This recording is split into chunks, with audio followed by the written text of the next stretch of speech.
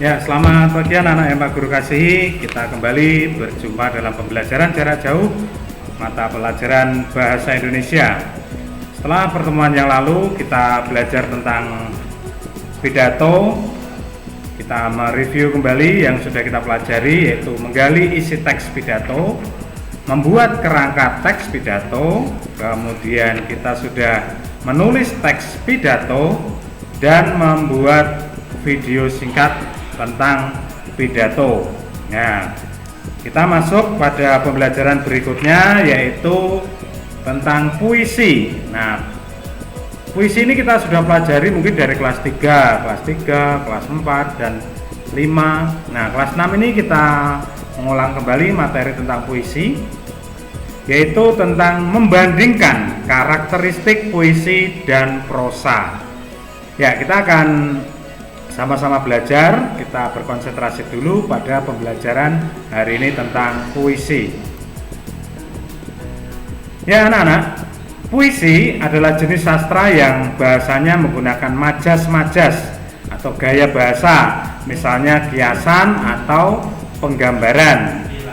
Makna dalam tiap baris kalimatnya bukanlah makna yang sebenarnya itu pada sebuah puisi, melainkan perlu penafsiran atau pemikiran lebih terhadap kata-kata dalam puisi tersebut, kata atau kalimat dalam puisi tersebut.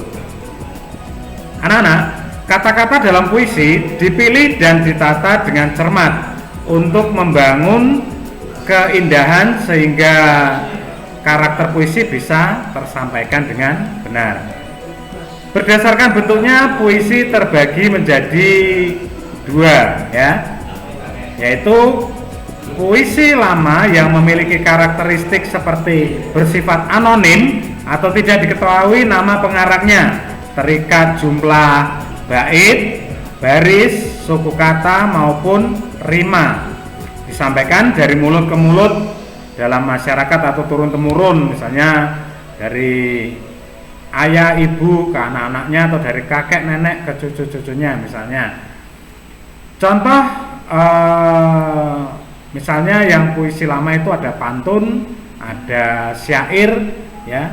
Kita sudah belajar juga pantun di kelas 4, sudah ketemu kelas 5 ya, tentang pantun. Itu pantun dan syair termasuk puisi lama. Kita ulas sejenak. Syair, ya, puisi lama. Syair pada zaman dahulu kala. Contoh, kita mau lihat syair lama nih. Pada zaman dahulu kala, akhirannya A ya, hurufnya, tersebutlah sebuah cerita A lagi, sebuah negeri yang aman sentosa, nah, belakangnya A lagi, dipimpin sang raja nan bijaksana. Itu contoh syair.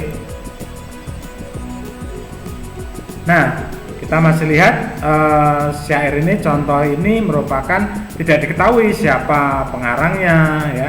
Jadi anonim, tidak diketahui pengarangnya.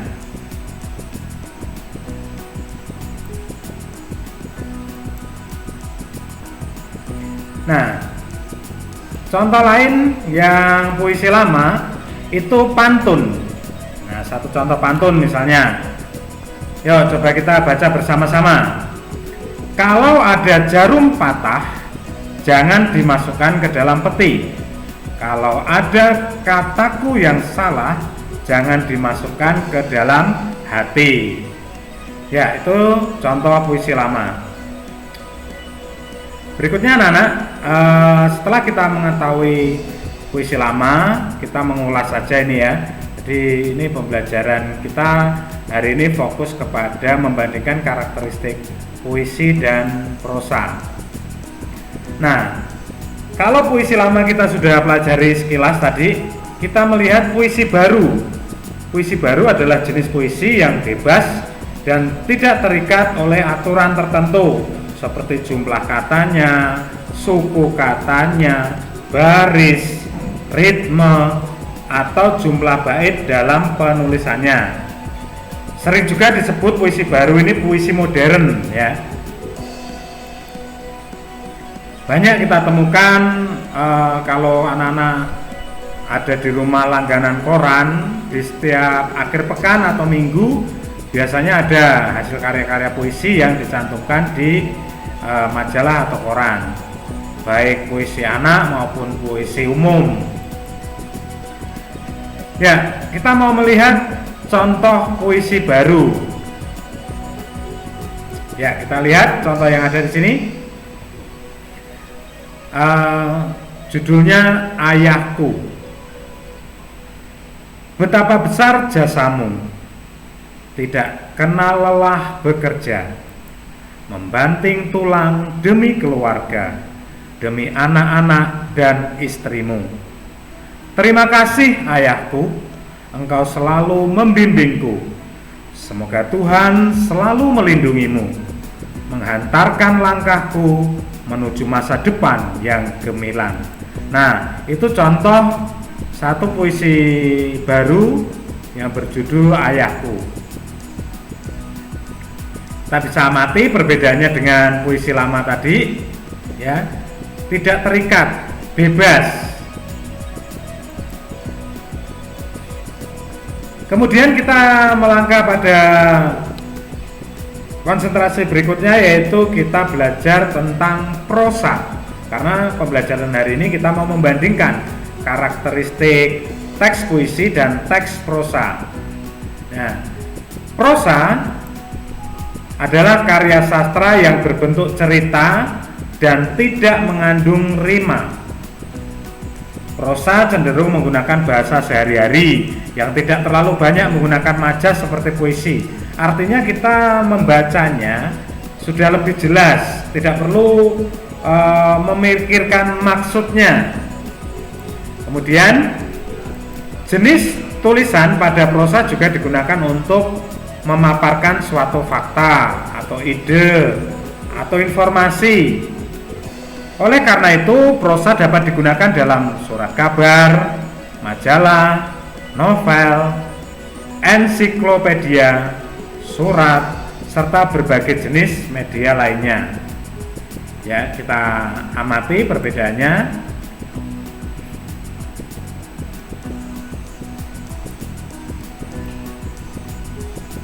Ya, terdapat dua jenis prosa. Ada juga tadi ada puisi lama, ada juga prosa lama.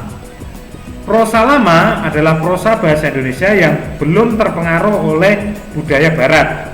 Dalam prosa lama, ceritanya memiliki karakteristik seperti berisikan cerita istana sentris atau kehidupan keluarga kerajaan, kehidupan istana, ya. Sifatnya menghibur masyarakat. Ya, tidak menggunakan struktur kalimat dan bersifat kedaerahan. Contoh prosa lama itu hikayat, sejarah, kisah, dongeng. Nah, itu contoh-contoh prosa lama.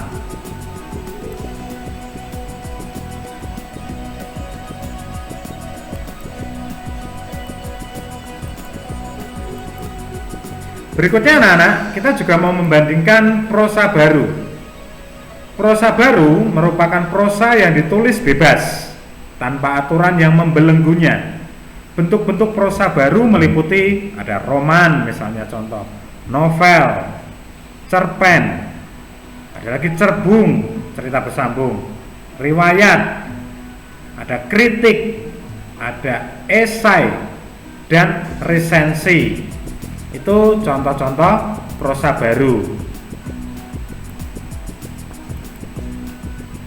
Nah, selanjutnya anak-anak, kita akan belajar bagaimana mengubah puisi menjadi prosa. Mengubah puisi menjadi prosa itu ada istilahnya. Mungkin kalian sudah pernah juga di kelas 4 atau kelas 5 disebut parafrase puisi. Jadi kalau ada pertanyaan, apa itu parafrase puisi? Yaitu mengubah puisi menjadi sebuah prosa. Mengungkap kembali suatu puisi dalam bentuk lain, tetapi tidak mengubah maknanya atau tidak mengubah makna dari puisi tersebut. Kita akan belajar langkah-langkah memparafrasekan puisi. Nah, kita mau belajar langkah-langkah memparafrasekan puisi. Yang pertama anak-anak, Satu, membaca puisi tersebut secara cermat. Cermat di sini artinya membaca puisi untuk diparafrasekan itu mungkin butuh beberapa kali kita mengulang membaca puisi tersebut. Yang kedua, memperhatikan kata-kata yang sulit dalam puisi tersebut. Kalau ada kata yang sulit gimana Pak? Anak-anak sudah pegang HP masing-masing Android, bisa cari Kamus Besar Bahasa Indonesia, itu ada di HP kalian. Jadi anak-anak langsung bisa cari kata yang sulit, kemudian kalian mencari artinya di Kamus Besar Bahasa Indonesia. Yang ketiga, mengungkapkan isi puisi tersebut berdasarkan kata-kata yang sulit itu. Itu langkah-langkah untuk memparafrasekan puisi.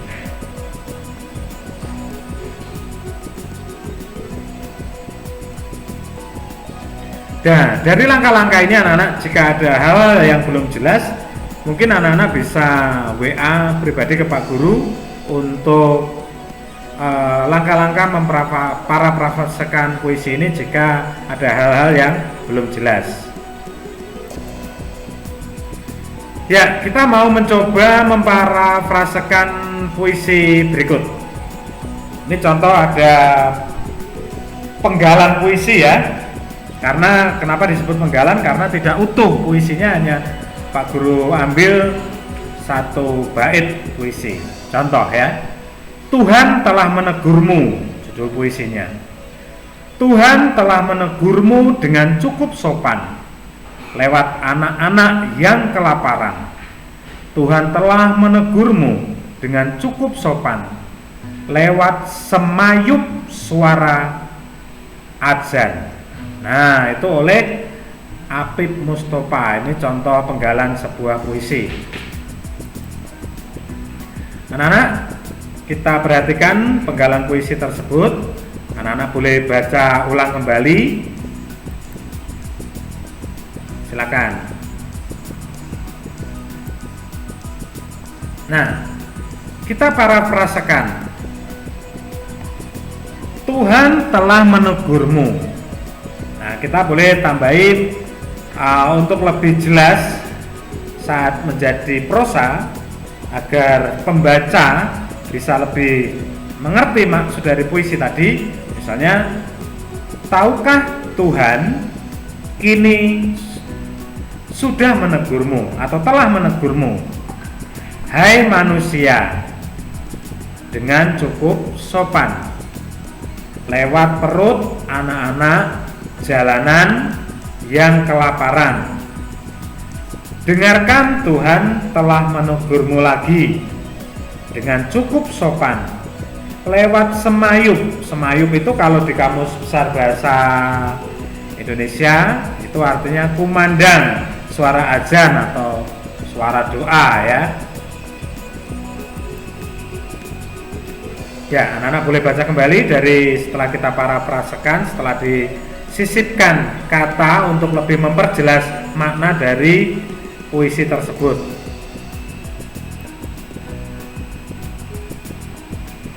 Ya, anak-anak, setelah anak-anak melihat dari materi hari ini, memparafrasekan puisi menjadi prosa, anak-anak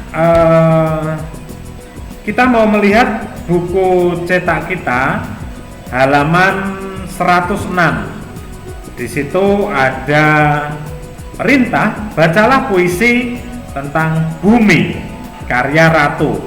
Kalian baca, kemudian apa isi puisinya, itu intinya apa? Kalian tulis. Jadi tugas hari ini kalian tulis apa isi puisi dari puisi yang berjudul Bumi pada halaman 106 pembelajaran buku cetak bahasa Indonesia kelas 6 ya. Kemudian itu tugas pertama, isinya tentang apa?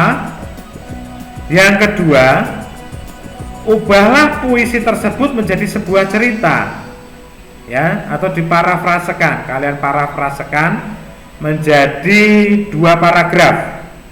Tulisan yang rapi. Jika ada hal-hal yang belum jelas, silakan boleh ditanyakan ke Pak Guru melalui WA pribadi ya. Jadi tugasnya dua, yang pertama menulis makna atau isi puisi dari Bumi halaman 106 dan mengubah puisi menjadi prosa atau cerita, dibuat dalam 2 paragraf yang rapi. Selamat mengerjakan tugas, tetap semangat dalam mengikuti pembelajaran dari rumah. Kita terus berdoa agar pandemi ini lekas berlalu. Salam untuk keluarga, jangan lupa setelah pembelajaran online selesai, anak-anak setelah istirahat boleh kembali membantu tugas-tugas yang menjadi tugas kalian selama di rumah. Tuhan memberkati kita semua, tetap jaga protokol kesehatan. Salam semangat.